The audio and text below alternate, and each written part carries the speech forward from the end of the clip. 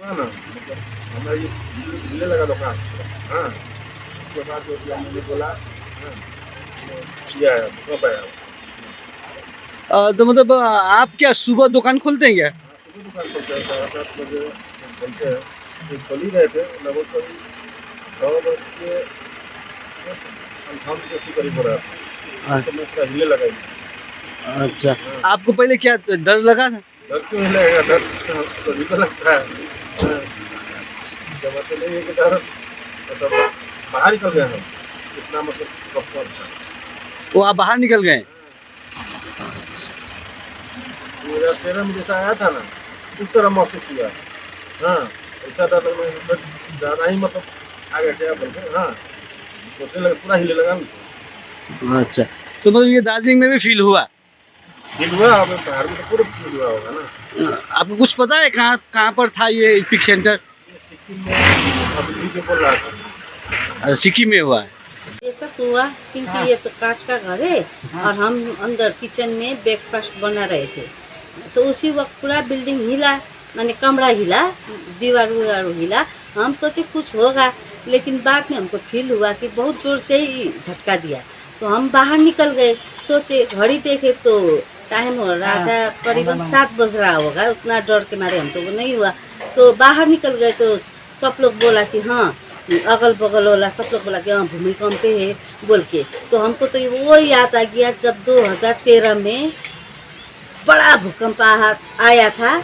मेरा 3 मंजिला है काठ का, वो पूरा हिल गया था। हम लोग स्टेशन में जाके प्लेटफॉर्म में जाके सोए हुए थे रात भर घर में नहीं। इस बार भी हमको वही माने जोर का ही झटका था इस बार भी।